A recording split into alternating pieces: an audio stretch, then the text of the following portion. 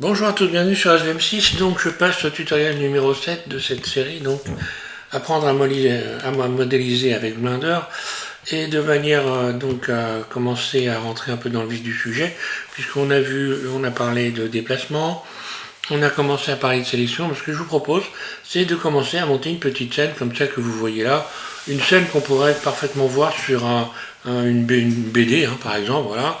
Donc avec une fusée, on voit ici une fusée, on voit ici un avion qui est collé, ça serait un booster et un avion, et donc une scène ici avec une surface un peu lunaire.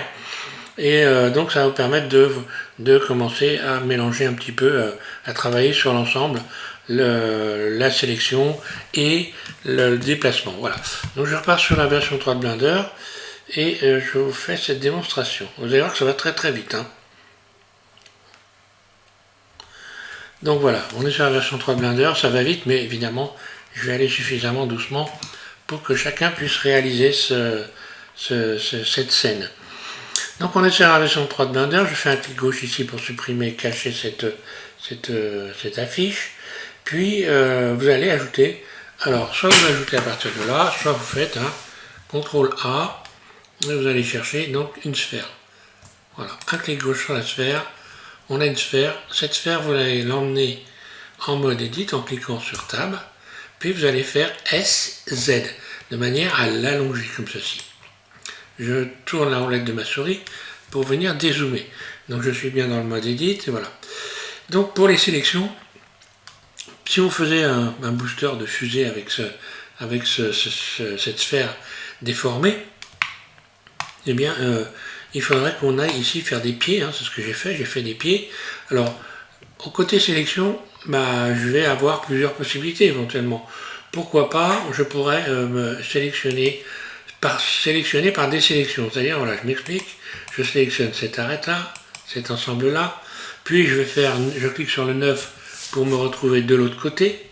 Là, je vais sélectionner ça, puis je clique sur le 3 pour me retrouver sur le côté, là, et je clique sur le 9 pour retourner ma sélection, et voilà. Et donc là, si je me mets en mode transparent, j'ai sélectionné ça.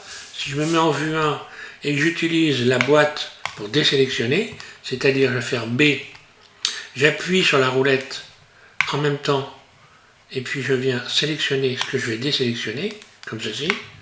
Je recommence en bas, je vais faire B, je vais désélectionner les faces qui sont en bas ici, là, pour ne garder que ça.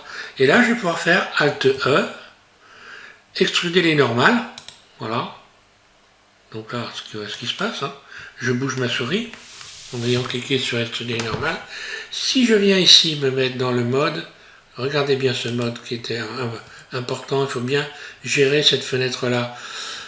Origine individuelle, c'est-à-dire individuellement chaque série qui est sélectionnée. Alt Z, je sors du mode transparent, je suis dans le mode ici individuel, c'est-à-dire que lorsque je vais faire S, je vais réduire chaque élément S, je bouge ma souris, voilà, je réduis comme ceci les éléments. Si j'étais resté, je reviens en arrière, CTRL Z, si j'étais resté sur barycentre et que je faisais S, eh bien j'agrandissais comme ceci.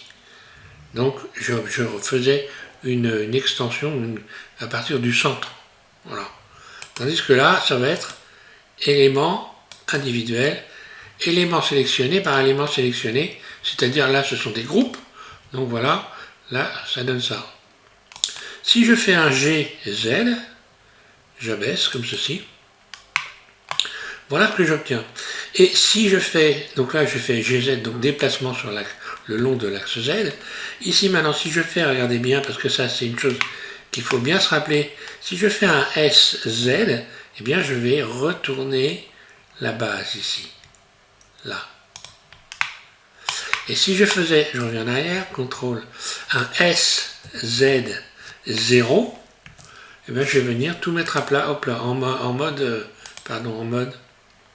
barycentre, SZ0.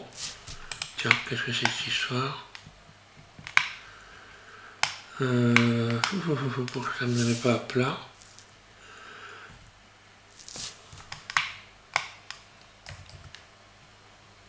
Ah, il y a des doublons, d'accord. je vois le travail, je reviens en arrière, CTRL Z, G, Z, S, Z, 0, voilà. Et j'ai, je sais pas, j'ai dû dupliquer sans faire exprès le truc, voilà. Donc là, si je fais un S, Z, 0, où j'ai tout simplement pas validé. Alors S, Z, 0, voilà, je remets tout à plat. Hop là. S, Z, 0, un clic gauche, là. Donc là, ça me donne ça. Si je me mets en mode individuel ici, et que je fais surface, je vais agrandir les éléments sélectionnés. Je pourrais faire E pour extruder, une fois de plus. Et pourquoi pas sélectionner les tours ici. Alors, je sélectionne les tours, donc je fais Alt, un clic droit, Shift, Alt, un clic droit. Je continue Shift, Alt, un clic droit, je laisse. Et voilà. Et là, je pourrais par exemple faire Alt, E, pour faire des pieds, hein, extruder le long des normales. Là. Pourquoi pas. Voilà. Je vais lisser l'objet, je vais laisser ça comme ça, je vais le lisser. Donc pour le lisser, vous allez, de manière à retirer, d'ailleurs, là on voit que si je voulais faire un zeppelin par exemple, donc un zeppelin, cette espèce de ballon gonflé à l'hélium que l'on faisait dans les années 40, et donc qui volait au-dessus des villes et qui n'hésitait pas à bombarder, à nous bombarder. D'ailleurs à transporter, à faire du transport de passagers avant tout évidemment, on voit des marques, on dirait un zeppelin. Donc là je vais faire lisser, je vais dans objet, ici je vais faire lisser. Donc normalement si vous avez suivi mes tutos, vous cliquez sur la lettre K, sur la lettre Q pardon, et sur la lettre Q vous allez donc ouvrir cette fenêtre qui vous permet directement d'aller chercher ombrage lissé, là. Ombrage lissé, une fois que vous avez fait ça, vous cliquez sur cette icône et vous allez chercher normal. Et vous faites auto-lisser. Alors ça permet, alors en règle générale, c'est très souvent à 30 degrés. Hein, on a vu réapparaître les formes, mais il peut avoir besoin de modifier cette valeur pour retrouver des éléments parfaitement lisses, si on veut lisser les objets évidemment. Donc là, comme on fait une espèce de bande dessinée, on ne va pas subdiviser l'objet de manière à ne pas non plus exagérer dans le poids. Parce que c'est toujours pareil, à chaque fois que vous allez rajouter des éléments, hein, si je rajoute par exemple une boucle ici en faisant un CTRL R, évidemment, cette boucle, elle pèse dans le poids du blind, et donc forcément, si ma machine n'est pas suffisamment performante et que je ne fais pas attention, je vais finir par me retrouver avec un poids excessif, et forcément, je vais avoir du mal à finir ma scène. Alors, ici on peut se mettre par exemple en mode transparent, Alt Z, pour aller sélectionner ici en mode vertice, là, le haut ici, de notre booster de fusée, en faisant par exemple C, puisque je peux sélectionner, je l'ai dit, par boîte, en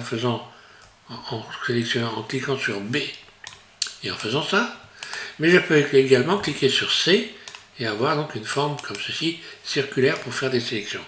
Ensuite, je vais pouvoir faire E pour extruder. Donc là, je bouge directement ma souris vers le haut, puis S pour modifier la surface. La surface, normalement c'est le volume, mais là on voit bien en l'occurrence que ça va être une surface. C'est pourquoi j'ai un peu de contradiction avec ce fameux scale. Donc anglais, alors je vais faire une surface là, par exemple, S, et je vais faire un G, Z, pour venir comme ceci, voilà. Je pourrais éventuellement ajouter un modificateur de subdivision de surface. Donc le modificateur de subdivision de surface, Alt Z, pour revenir sortir du mode transparent, ça subdivise. Et tant qu'on ne l'applique pas, en fait, on ne le voit pas. Mais ça subdivise. Donc ici, voilà, si je fais ça, eh bien je vais avoir des formes de plus en plus belles. Mais regardez ce qui s'est passé. Ici, vous voyez que si je désubdivise, voilà ce que j'ai plus du tout la même chose.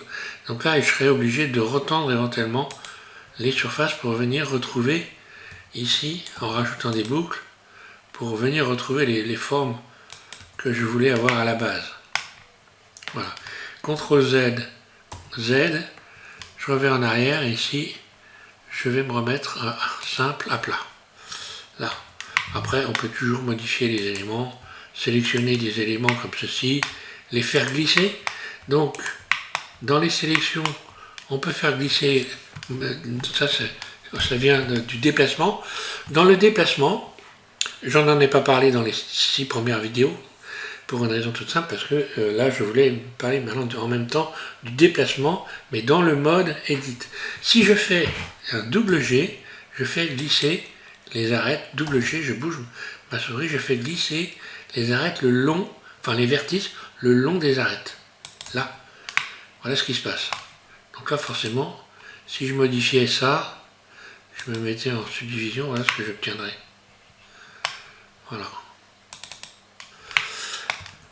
Donc on peut faire glisser des vertices le long des arêtes. Ça, c'est un mode de déplacement. Je sélectionne un vertice, je fais double G, je bouge ma souris et ça va glisser le long de l'arête. Voilà. Donc soit à droite, soit à gauche, soit en haut, soit en bas. Voilà. Mais ça permet éventuellement, éventuellement, je dis toujours éventuellement, mais oui, ça permet de refaire son maillage. Hein, quand on veut modifier son maillage, qu'on a un maillage qui est un peu bizarre, un peu tordu, eh bien c'est comme ça qu'on va faire. On va déplacer les vertices et donc réarranger son maillage. Par exemple, réarranger son maillage dans les sélections. Si je voulais avoir un pied rond ici, ici je sélectionnerai cette boucle-là, puis je sélectionnerai également celle qui est en dessous. D'ailleurs, en mode arrête, ça sera mieux. Hein. Mode arrête, ici je vais faire Shift, Alt, Shift, Ctrl, Alt pour désélectionner les arêtes qui sont là. Ne garder que ces arêtes-là et je vais tenter un truc que je ne sais même pas si j'ai déjà fait. Je vais tenter d'aller chercher Loop Tool. Donc je clique sur la lettre Q et ensuite la lettre Q, je vais pouvoir aller dans Loop Tool ici. Donc vous avez normalement cette liste de favoris puisque vous avez installé mon fichier de configuration de Blender. Je vous ai expliqué dans la première vidéo comment il fallait faire. Donc vous avez cette playlist, enfin cette playlist, c'est pas cette playlist mais ce menu favori. Et puis vous allez pouvoir ici aller chercher cercle. Là. Et ce qu'il se passe, mais vous voyez, c'est que ça s'est transformé, c'est devenu plutôt circulaire. Voilà. Je peux faire donc la même chose ici, puis ici, puis je vais le faire là aussi, et je vais tenter de le faire en mode individuel. Je vais tenter de refaire cercle pour faire tout en même temps. Normalement, je pense que ça marche. Voilà. Donc là, on voit quand on est habitué à faire des sélections, la vitesse qu'on peut aller. On peut aller extrêmement rapidement. Bon, maintenant, je vais faire le petit avion qui était collé sur le booster en rajoutant une fois de plus une sphère. Hein. Donc, pour ajouter ma sphère, qu'est-ce que je fais? J'ai le curseur 3D ici, on a dit, qui est un moyen de déterminer où on se retrouve dans la scène. Si je mets mon curseur ici, lorsque je vais appeler un objet, il va venir se positionner sur le curseur. Comme je suis dans une vue axée, regardez ce qui se passe, et bien dans une vue axée, mon curseur est venu bien se positionner sur l'axe X ici, vue 1. Si je me mettais, je le déplaçais là, eh bien on va voir qu'il s'est bien déplacé en vue 3 le long de l'axe Z. Voilà, donc forcément, si je mets mon curseur ici, un clic gauche, et que je vais ajouter en faisant Shift A, Mesh, Sphère, un clic gauche, je viens d'ajouter une sphère ici. SZ, donc quand même pareil, surface, on va faire un petit avion, SZ, enfin j'ai fait S pour le réduire, hein. Voilà. Donc là, on est dans le mode objet, j'ai deux objets. J'en ai un qui me gêne un petit peu pour modéliser, c'est le booster. Donc ce que je vais faire, je vais simplement cliquer sur la barre slash de mon pavé numérique. Il ne me reste que la sphère, que je vais maintenant adoucir, puisque on peut le faire directement. Donc objet, lisser, soit vous cliquez sur la lettre Q, et vous allez lisser l'objet en allant donc ici dans mes préférences, ombrage lissé, là, voilà. Ici, on retourne en cliquant sur cette icône, et toujours pareil, auto-lisser. Donc auto-lisser, ça va permettre par la suite de modifier les valeurs éventuellement si besoin est. Donc là, je vais me mettre en vue 3, par exemple. je me mets en vue 3 et je vais commencer à repartir dans le mode Edit. Je clique sur Tab et on va lui faire des petites ailes à notre avion en sélectionnant, voilà, par exemple, comme ceci. Donc si je me mets en mode transparent dans la sélection, regardez, si je me mets en mode transparent, Alt Z, je peux sélectionner non seulement devant mais aussi derrière. Je pourrais faire ça, donc je fais double clic et là j'ai sélectionné Alt Z, j'ai sélectionné devant et derrière. Je me remets en vue 1, imaginons que, enfin dans vue 3 pardon, imaginons que je voulais sélectionner la même chose, mais je peux utiliser le 9 de mon pavé numérique pour refaire la même chose de l'autre côté. Sauf que là, il va falloir quand même que je me mette en mode transparent pour être certain que tout coïncide bien. Alors on va faire des ailes à notre bestiole, je me mets en vue 1, et là je vais utiliser Alt E, encore une fois, extrude, face le long des normales. Donc les normales, j'ai eu l'occasion d'expliquer ce que c'était. Donc je bouge ma souris, je vais me remettre en mode ici individuel, je vais faire surface S et G, Z pour donner l'impression d'avoir des ailes. Voilà. Pareil pour ce qui est donc de cette partie de l'avion, l'empennage. Ici, c'est très simple. Voilà, on va faire un empennage classique. Je vais me remettre en vue 3. Ici, voilà, celle-là. Je clique sur le 9 pour me retourner. Voilà, ici. Tiens, d'ailleurs, je vais en mettre un peu plus là. 9. Voilà. Là, encore une fois, Alt E. Extrude le long des normales.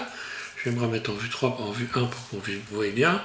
Là, je vais faire donc un G et Z pour venir les ramener comme ceci.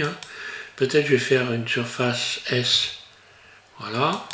Puis je vais me remettre en barrissante cette fois-ci, puis faire surface pour venir les agrandir. Voilà. Je reviens. Alors après, voilà, après on s'amuse. Après, voilà. Individuel, surface. Voilà, j'aurais pu en mettre un petit peu plus, mais bon. Ouais, après je peux parfaitement désélectionner. Ou alors je vais faire un G, Z, je remets ça en avant. S, barycentre. Barycentre. Surface, voilà, j'agrandis plutôt là. Et puis maintenant, je vais pouvoir jouer sur la dérive. C'est la dérive de l'avion. G, Z, par exemple. S, Z, je l'agrandis. Ou alors je pourrais l'agrandir à partir de là. Tiens, je vais faire glisser ces arêtes ici. Double G, je fais glisser mes arêtes. Là. Et j'ai quelque chose qui ressemblerait un peu... voilà, allez, on pourrait dire, ça peut aller. On va même lui faire une petite pointe, histoire de dire que c'est un peu, j'ai envie de dire, je sais pas si l'expression est bonne, mais tintinesque, en faisant référence à la BD Tintin, extrude, puis surface, là, voilà. Je vais revenir donc dans le mode objet, et je rappuie sur la barre slash. Donc ce qu'on voit, c'est que j'ai mon petit avion qui est positionné Alt Z, je sors du mode transparent, je vais me mettre en vue de dessus, je vais le déplacer en vue de dessus en faisant G, et je viens le positionner, voilà, comme ceci. Pourquoi pas. Je peux modifier maintenant parfaitement tous les éléments de mon petit avion en faisant un SZ, voilà, ce sera plutôt un grand avion, ou alors en faisant un SX, SX pour l'élargir, SX, voilà, c'est la navette, elle est un petit peu plate, mais on s'en fiche, voilà, c'est un dessin, SY, là, je peux toujours jouer sur sa forme. Pareil pour la fusée, on pourrait s'amuser éventuellement. Je sélectionne Alt, un clic droit, cette boucle, S surface. Voilà, j'ai une fusée américaine d'un seul coup. Pas beau? Alors, en ce qui concerne le sol, vous allez... alors déjà, on va faire une chose qui va être intéressante pour le déplacement. Imaginons, bon là on voit bien, si je me mets en vue 1, on voit bien ici l'axe X rouge qui est donc le milieu de la scène, et donc on voit bien qu'une partie de l'ensemble ici se retrouve en dessous de la scène. Donc déjà, je pourrais sélectionner les deux éléments et les joindre, n'en faire qu'un seul élément. On va faire une chose simple, vous pouvez joindre des éléments. Là, j'ai deux éléments, j'ai mon petit avion et j'ai mon booster. Ici, je sélectionne donc Shift, l'avion et le booster, et je vais faire CTRL J. Maintenant, je n'ai plus qu'un seul objet. Là. Lorsque je vais en mode Edit, on voit que je n'ai plus qu'un seul objet. Que tu pourrais toujours différencier. Si je voulais revenir à la version précédente sans faire un CTRL Z pour revenir en arrière, je ferai un CTRL L, je sélectionne l'avion et je clique sur le P pour en faire une nouvelle sélection, séparer, P. Là, si je reviens Tab dans le mode Edit, dans le mode objet, eh bien j'ai à nouveau mes deux objets. Là. Donc là, je vais tout sélectionner. Par exemple, je fais A, puisque là, j'ai rien d'autre que ça. Je fais A, je vais faire CTRL J. Voilà. Cet ensemble-là, je vais lui donner un nouvel axe. On voit que l'axe de rotation de cet ensemble-là se situe là où on voit ce petit point-là. Si je fais une rotation RY, on voit que c'est à partir de ce point que va tourner l'ensemble. Si je veux que mon ensemble se resitue pile au centre de la scène sur l'axe X et Y, eh bien je vais déjà mettre mon curseur 3D en faisant Shift C au centre de la scène, puis j'emmène mon ensemble ici en mode Edit et je vais sélectionner 4 points, par exemple, ici, qui sont identiques, de manière à venir mettre ma sélection, mon curseur 3D au centre de ma sélection. Shift S, curseur vers sélection. Le curseur vient se situer en plein milieu ici.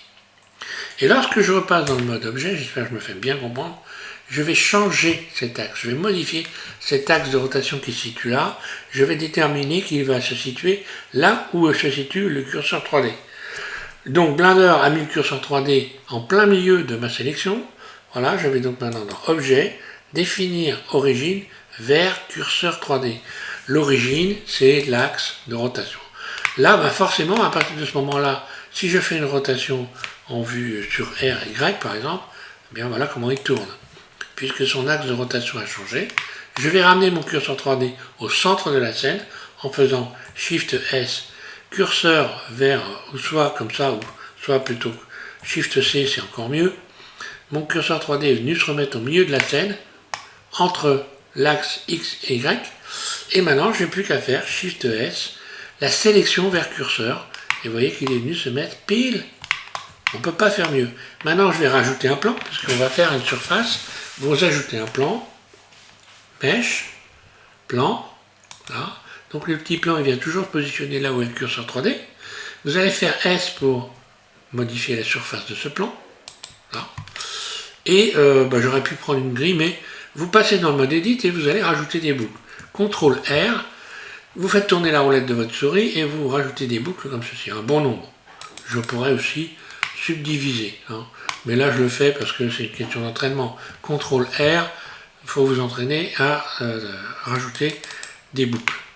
Voilà, un clic gauche pour libérer. Et voilà ce qui se passe. Là je vais utiliser la désélection. C'est la sélection par désélection. On en parlera dans le prochain tuto. Sélection par désélection. Donc vous allez dans sélectionner ici et vous allez donc, on va vous désélectionner tout, le mieux, hein. A. Donc un clic droit dans la scène. Vous allez dans sélectionner et vous allez sélectionner aléatoire, là. Donc lorsqu'on sélectionne aléatoire, ça veut dire ce que ça veut dire. On a sélectionné des éléments de manière aléatoire. On peut modifier ce facteur aléatoire en allant ici modifier cette valeur. Vous voyez que plus ça va, plus je vais vers une sélection importante. Là, je diminue ma sélection. Je peux ici modifier les graines. Voilà. Et voilà. Donc on voit tout de suite que ça va me permettre de déformer mon plan juste en faisant un G, Z. Je déforme le plan, comme ceci. Puis si je resélectionne une nouvelle fois, je désélectionne tout, et je resélectionne aléatoire, que je modifie cette valeur, je vais faire un GZ mais dans le sens inverse, vers le bas par exemple. Pourquoi pas? Ou alors on attraper quelques vertices comme ceci et commencer à faire des sortes de montagnes en faisant GZ. Voilà. Par exemple des pics. On essaie de faire une surface un peu lunaire, un peu bizarre. Hein, je vais dire, allez, je vais reprendre mon terme tintinesque. Donc là, bon, moi je vais garder ça comme ça. Je vais regarder ce que ça donne. On va regarder ce que ça donne. On va repasser dans le mode ici. On va cliquer sur cette icône là. Et ici on va changer carrément. Là vous allez cliquer sur cette icône là, voilà, espèce de radio qu'on voit là. Et vous allez passer dans un mode qui va nous permettre, Workbench ici, de tout de suite retrouver comme une texture en fait, voilà. Donc là vous avez, j'ai expliqué, hein, si vous voulez apprendre comment fonctionne le mode Workbench, vous tapez SVM6 Workbench et je vous donne tous les détails pour utiliser ce mode à 100%. Donc voilà, donc dans un premier temps là, vous allez cliquer sur cette icône là, hein, cette matcap, ça s'appelle une matcap, et vous allez voir, ça va texturer notre scène. Juste quand on clique ici maintenant sur ici la vue de la scène, et bien voilà ce qu'on voit. Regardez, vous voyez. Je vais adoucir ici le sol en faisant pareil lissé, ombrage lissé, là, donc voilà ce que ça donne. Ombrage lissé, ici je reviens pareil, auto lissé, et je vais même carrément maintenant subdiviser. Voilà, je clique sur la petite clé là, je vais dans modificateur, un clic gauche, subdivision de surface, et voilà, on voit donc un sol un peu bizarre. Donc on peut modifier, alors là, bon, évidemment, hein, voilà ce que ça donne. On peut modifier donc aussi les couleurs. On revient ici, là. Vous pouvez aller chercher d'autres sphères. Alors moi, il y en a que j'ai rajouté, qui sont les miennes, hein, que vous ne trouverez pas. Là, on a des effets complètement différents. Mais bon, ce mode a l'avantage de permettre de tout de suite voir quelque chose. Voilà. On peut faire aléatoire aussi. Hein. Voilà, donc je vais...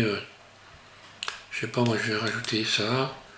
Voilà, et puis donc aléatoire, bah, voilà, hein, donc là, ça, matériaux, ça donne ça. Ici, dans les ombres, vous allez mettre à 0, de manière à bien voir clair, hein, et ici, vous allez modifier ces valeurs directement, vous mettez tout en haut. Voilà. Comme ça, lorsque vous allez modéliser, vous n'êtes pas obligé dans un premier temps de commencer à vous intéresser en particulier aux textures qu'on va développer, puisque forcément, je ne vais pas passer à travers ça. Naturellement, il va falloir développer le texturage. Mais pour l'instant, on en est toujours dans les sélections. Objet lissé. Ici, objet lissé. Je regarde si c'est bien. Hein. Ma subdivision. Ici, je vais le subdiviser 2 fois, même voire 3 fois, pour avoir un sol comme ça. Et puis, je peux également faire des petites montagnes, hein, histoire d'accentuer un peu le truc. Alors, vous cliquez ici, je vais vous expliquer une chose qui va être intéressante. Vous cliquez ici sur cette icône ici, édition proportionnelle. Un clic gauche, ce qui nous ouvre ceci. Et on va étirer un ensemble de vertices pour obtenir une forme globale. La forme globale, on peut avoir différents types de formes ici, en cliquant. Par exemple ici sur aléatoire. Si je clique sur aléatoire, lorsque je vais cliquer sur un vertice et faire un GZ, eh bien, lorsque j'agrandis en faisant tourner la roulette de ma souris, eh bien, voilà ce que j'obtiens. J'obtiens des sélections. Et là, ben, ça ressemblerait un peu à une montagne. Voilà. Je vais en attraper un autre ici. GZ. Je fais tourner la roulette de ma souris pour modifier, agrandir la zone de sélection. Vous voyez le cercle que vous voyez là. Eh bien, ça constitue une zone de sélection. Plus je la monte, et plus j'accentue. Ici, on est bien dans l'univers de Tintin avec notre bel avion. Voilà, mode objet. Et puis, je pourrais changer les couleurs. Par exemple, on va voir. Si je fais des découpes ici, je vais découper les ailes. Vous allez voir que si je découpe les éléments, donc je fais Alt, un clic droit, Shift, Alt, un clic droit, je vais découper les ailes en faisant V. Là, je vais transformer mes ailes. Ici, je les sélectionne. Je sélectionne un élément là, CTRL L. Ah, ça n'a pas voulu se couper, c'est pas grave. On va faire une chose qui va être simple. Là, je sélectionne tous les tours. Alt, un clic droit, Shift, Alt, un clic droit, P, nouvelle sélection. D'ailleurs, tiens, on va faire la même chose avec l'empennage. Voilà. Ici, je vais faire P, nouvelle sélection. Donc, automatiquement, là, maintenant, vous allez voir, quand je vais mettre ici le mode aléatoire, normalement, je vais avoir, voilà, des éléments qui sont de couleurs différentes. Là.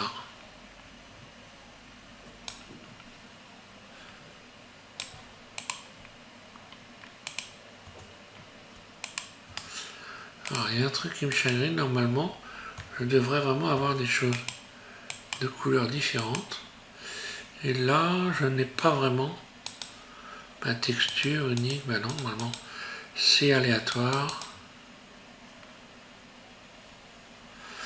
Bon, enfin voilà. Alors, en ce qui concerne la verrière, ici, ben voilà, j'ai sélectionné ça, comme ceci, puis j'ai utilisé Alt E, voilà, extruder elle est normale. Et voilà, j'ai une verrière. Si je fais P sélection, ben voilà, là cette fois-ci on a bien un transfert de couleur qui n'est plus le même. Voilà. Voilà pour ce premier petit élément, puis vous pouvez vous amuser à rajouter des planètes. Hein. Voilà. Hop, j'ai une petite planète ici. Surface. Et voilà, lycée. Voilà, alors ce tuto est un petit peu plus long que la moyenne, mais bon, voilà, c'est la Lune. J'ai X, et voilà, on a une espèce d'image. Vous pouvez faire un rendu si vous voulez. Pour faire un rendu, il faut rajouter une caméra. Bon, en fond, vous ajoutez une caméra, vous allez ici dans Ajouter, soit vous faites tout simplement, toujours pareil, vous faites Shift A, vous allez chercher caméra. La caméra, elle se situe là, un clic gauche. Vous dézoomez en tournant la roulette de la souris, vous faites CTRL ALT 0. Et ce que vous voyez, c'est la caméra, l'objectif de la caméra. Ben là, j'ai juste simplement à agrandir l'objectif pour prendre la scène au complet. Donc ici, la caméra, l'icône, elle est là, vous cliquez dessus et vous modifiez le focal. Vous agrandissez ou vous diminuez en utilisant les flèches, par exemple. Voilà. Allez, je vais garder ça. Et vous faites un F12 et vous aurez une image tout de suite de ce que vous avez fait. Donc dans le mode Workbench, qui ne donne pas forcément des images forcément très terribles. Hein. On a par la suite sur d'autres possibilités avec ici le mode Eevee et le mode cycle. On a différents modes de rendu avec Blender et je vous expliquerai ça, mais plus tard, parce qu'il y a beaucoup de travail à faire. Déjà, Workbench, n'oubliez pas, SVM6 Workbench, et vous allez donc pouvoir aussi travailler sur ce mode de rendu pour bien, et vous verrez que c'est un mode extrêmement intéressant. Hein. On peut faire énormément de choses, surtout par exemple même quand on fait des plans. Voilà.